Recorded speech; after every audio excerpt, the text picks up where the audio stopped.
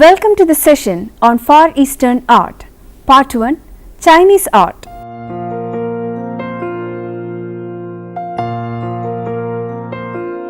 Far East is a term often used for East Asia and Southeast Asia combined. The history of Far Eastern art includes a vast range of influences from various cultures and religions. While the earliest non-paintings in East Asia were painted on the walls of tombs during the last 2 millennia, a variety of distinctive portable formats for viewing and storing paintings and calligraphy were developed and are common with certain nonsense to all three countries of China, Korea and Japan. In this session, we will go for an overview of the art history of these three regions, starting with Chinese art. Art of China. The Chinese culture is one of the world's oldest known culture and is also considered to be one that is full of mystery and many complex elements. The vast area that the country of China expands over has a great amount of regional diversity with regards to the customs and traditions that are prevalent. Early Stone Age art in China dates back to 10,000 BC, mostly consisting of simple pottery and sculptures.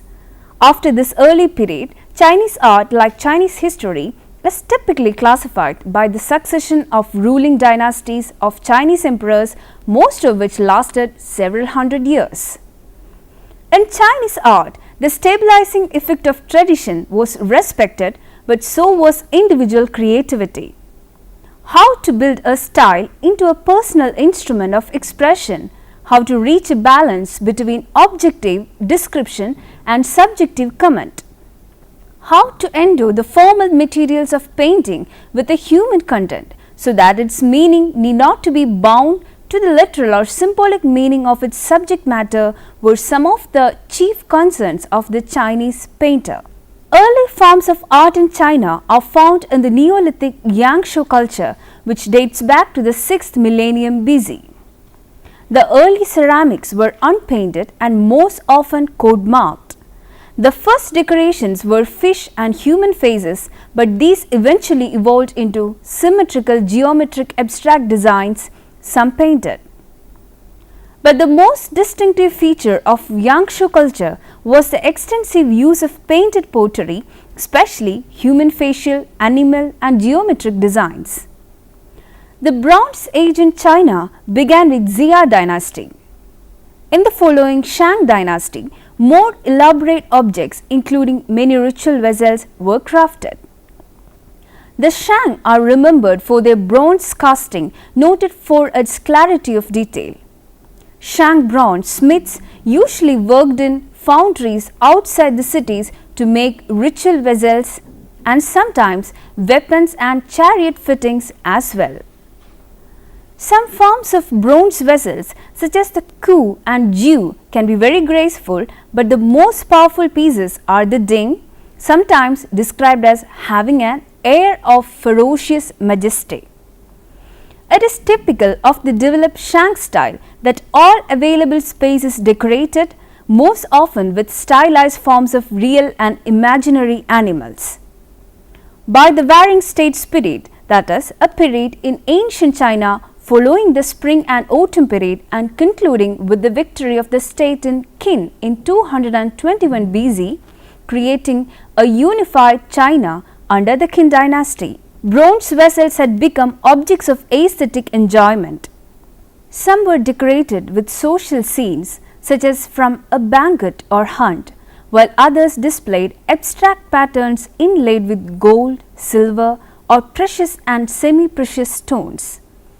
Shang bronzes became appreciated as works of art from the Song dynasty when they were collected and prized not only for their shape and design but also for the various green, blue-green and even reddish patinas created by chemical action as they lay buried in the ground. The terra-cotta army inside the mausoleum of the first Qin emperor consists of more than 7,000 life-size tomb terracotta figures of warriors and horses buried with the self-proclaimed first emperor of Qin, that is Qin Shi Huang, in 210 to 209 BC. The figures were painted before being placed into the vault. After the civil war that followed the death of Qin Shi Huang, China was reunited under the rule of the Han Dynasty, which is divided into two major periods. The Western or former Han during 206 BC to 9 AD and the Eastern or later Han during 25 to 220 AD. The Han Dynasty was known for jade burial suits. One of the earliest known depictions of a landscape in Chinese art comes from a pair of hollow tile door panels from a Western Han Dynasty tomb near Zhengzhou, dated 60 BC. A scene of continuous depth recession is conveyed by the zigzag of lines representing roads and garden walls, giving the impression that one is looking down from the top of a hill. This artistic landscape scene was made by the repeated impression of standard stamps on the clay while it was still soft and not yet fired. However, the oldest known landscape art scene tradition in the classical sense of painting is a work by Zhang Ziqin of the Yuan Dynasty during 581 to 618. Buddhism arrived in China around the 1st century AD, and through to the 8th century it became very active and creative in the development of Buddhist art, particularly in the area of statuary. Receiving this distant religion, China soon incorporated strong Chinese traits in its artistic expression. In the 5th to 6th century, the northern dynasties, rather removed from the original sources of inspiration, tended to develop more symbolic and abstract modes of representation with schematic lines. In ancient China, painting and calligraphy were the most highly appreciated arts in court circles and were produced almost exclusively by amateurs, aristocrats and scholar officials. Calligraphy was thought to be the highest and purest form of painting. Writing as well as painting was done on silk, but after the invention of paper in the 1st century, silk was gradually replaced by it. Original writings by famous calligraphers have been greatly valued throughout and Chinese history and are mounted on scrolls and hung on walls in the same way that paintings are. The hanging landscape scrolls attributed to the Southern Sung school and are supposed to be the expression of that contemplative phase of Buddhism called Zen in Japan and Chan in China. The Chinese accept the nature in their art as they find it and seem to understand their place in the world as being part of it. They make no such sharp distinction between man and beast as the West does. It is also important to note what the Chinese were thinking of and what they meant by the 6 canons of painting laid down by He Ho. The 6 canons of Chinese brush painting. In the 5th century AD, He Ho wrote the 6 canons of painting, which form the basis of all Chinese brush painting to this very day. They are circulation of the Kai, breath spirit, vital force of heaven, producing movement of life. This is in the heart of artist. Brushstroke creates structure. This is referred to as the bone structure of painting. The stronger the brushwork, the stronger the painting. Character is produced by a combination of strong and lighter strokes, thick and thin, wet and dry. According to the object, draw its form. Draw the object as you see it. In order to do this, it is very important first to understand the form of the object. This will produce a work that is not necessarily totally realistic, but as you see it, thus the more you study the object to be painted, the better you will paint it. According to the nature of the object, apply color. Black is considered a color, and the range of shadings it is capable of in the hands of a master painter creates an impression of colors. If color is used, it is always true to the subject matter. Next, organize compositions with the elements in their proper place. Space is used in Chinese brush painting the same way objects are used. The space becomes an integral part of the composition. In copying, seek to pass on essence of the master's brush and methods. To the Chinese, copying is considered most essential, and only when the student fully learns the time-honored techniques can he branch out into areas of individual creativity.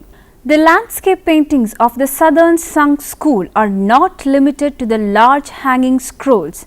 They have also produced horizontal scrolls.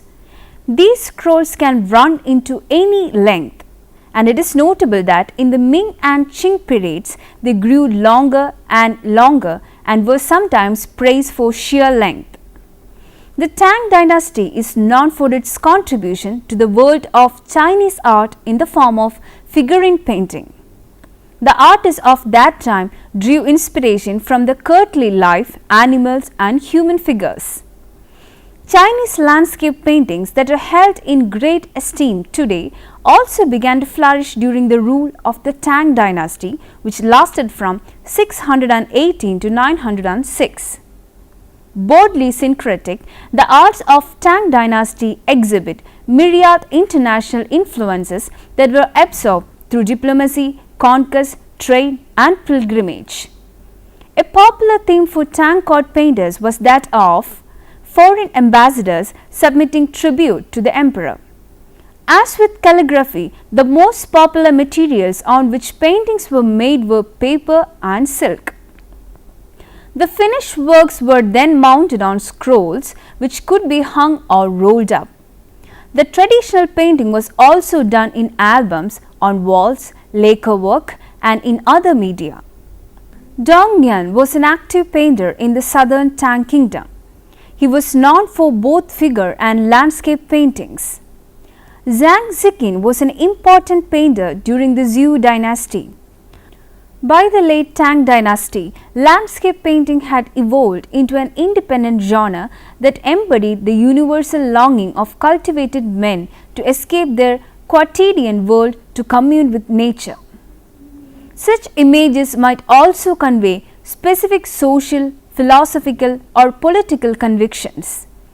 As the Tang dynasty disintegrated, the concept of withdrawal into the natural world became a major thematic focus of poets and painters. Faced with the failure of the human order, learnt men sought permanence within the natural world, retreating into the mountains to find a sanctuary from the chaos of dynastic collapse. Painting was no longer about the description of the visible world. It became a means of conveying the inner landscape of the artist's mind. By evoking select antique styles, the scholar painters could also identify themselves with the values associated with old masters. Ma Yuan was an influential Chinese landscape painter of the Song dynasty whose work, together with that of Xia Gui, formed the basis of Mark Xia school of painting. A characteristic feature of many of his paintings is the so-called one-corner composition, in which the actual subjects of the painting are pushed to a corner or a side, leaving the other part of the painting more or less empty. Ma Yuan's lyrical and romantic interpretation became the model for many later painters. Zhao Mengfu was a Chinese scholar, painter and calligrapher during the Mongol Yuan dynasty. His rejection of the refined, gentle brushwork of his era in favor of the cruder style of the 8th century is considered to have brought about a revolution that created the modern Chinese landscape painting. There was also the vivid and detailed works of art by Qian Xuan during 1235 to 1305, who had served the Song court and out of patriotism refused to serve the Mongols, instead turning to painting. He was also famous for reviving and reproducing a more Tang dynasty style of painting. The later Yuan dynasty is characterized by the work of the so-called four great masters. The four masters of the Yuan Dynasty is a name used to collectively describe the four Chinese painters Huang Gongwang, Wu Zhen, Ni Zan and Wang Men. They worked during the Yuan period and were revered during the Ming Dynasty and later periods as major exponents of the tradition of literati painting, which is concerned more with individual expression and learning than with outward representation and immediate visual appeal. Literati painting was conceived as mode through which the Confucian Junzi expressed his ethical personality. It was much less concerned with technical showiness. Literati painters specialized in plain ink paintings, sometimes with minimal color. They lay great emphasis on the idea that the style with which a painter controlled his brush conveyed the inner style of his character. Brushstrokes were seen as expressions of the spirit more than were matters of composition or skill in realistic depiction.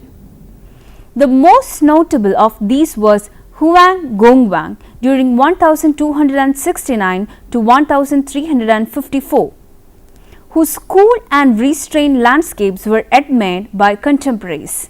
Another of great influence was Ni Zan during 1301 to 1374, who frequently arranged his compositions with a strong and distinct foreground and background, but left the middle ground as an empty expanse. This scheme was frequently to be adopted by later Ming and Qing dynasty painters. During the Ming Dynasty, when native Chinese rule was restored, court artists produced conservative images that revived the song metaphor for the state as well ordered imperial garden, while literati painters pursued self-expressive goals through the stylistic language of Yuan scholar artists. Zheng Zhou during 1427 to 1509, the patriarch of the Wu school of painting, centered in the cosmopolitan city of Zhushu, and his preeminent follower Wang Zhengming during 1470 to 1559 exemplified Ming literati ideals.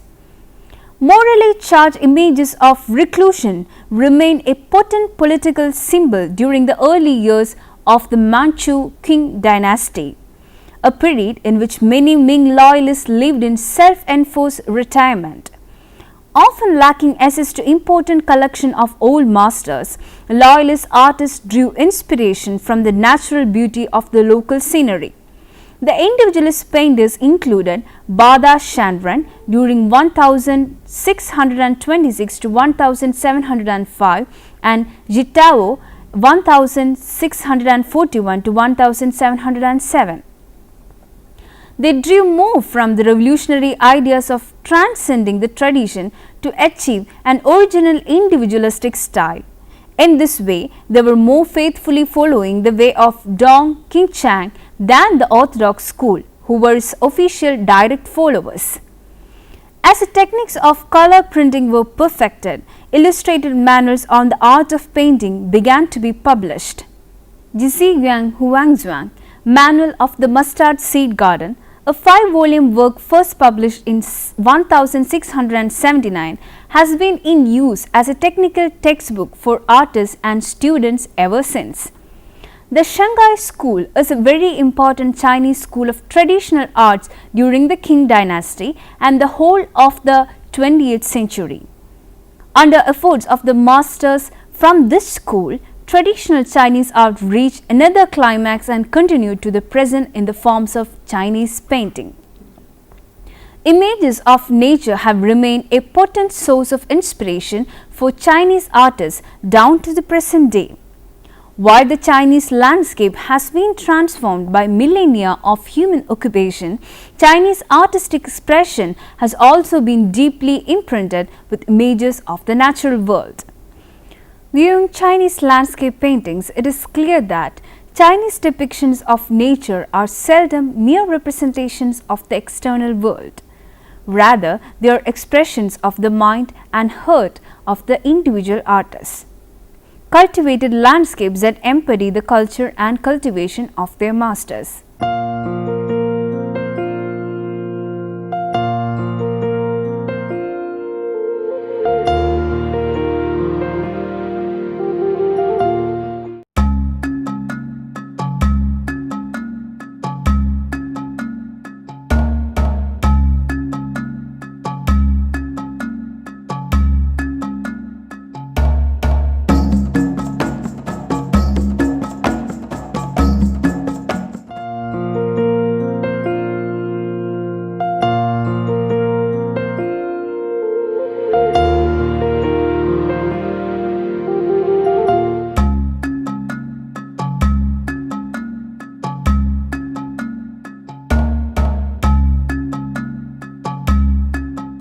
Here we conclude this session on Chinese art. Thank you.